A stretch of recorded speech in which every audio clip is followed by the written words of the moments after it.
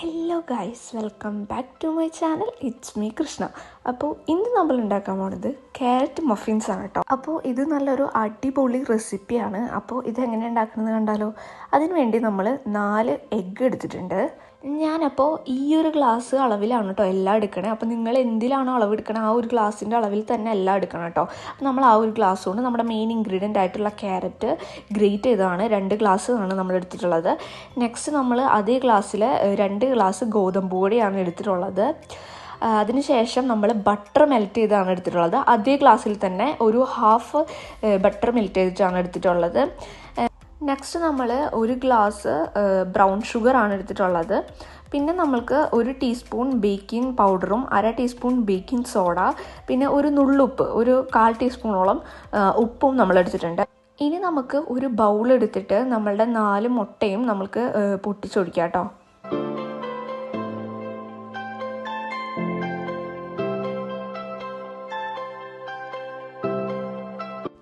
അതിനുശേഷം നമ്മൾ ആദ്യം തന്നെ അതിൽ ചേർത്ത് കൊടുക്കുന്നത് ബ്രൗൺ ഷുഗറാണ്. അതൊന്ന് നന്നായിട്ടൊന്ന് യോജിപ്പിച്ചെടുക്കണം കേട്ടോ.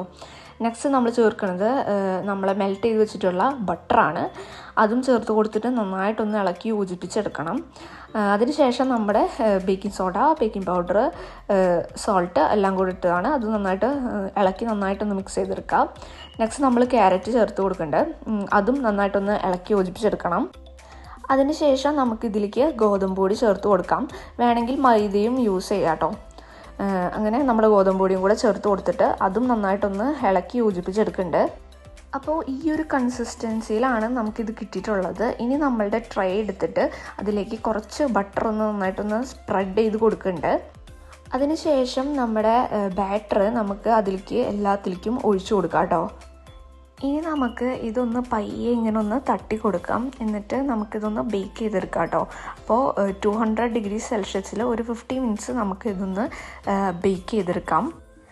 അപ്പോൾ നമ്മുടെ ക്യാരറ്റ് മഫിൻസ് ഇവിടെ റെഡി ആയിട്ടുണ്ട് കേട്ടോ. നല്ല ടേസ്റ്റ് ആയിട്ടുള്ള, അതുപോലെ നല്ല ഹെൽത്തി ആയിട്ടുള്ള, പെട്ടെന്ന് സിമ്പിളായിട്ട് ഉണ്ടാക്കാൻ പറ്റുന്ന ഒരു റെസിപ്പിയാണ്.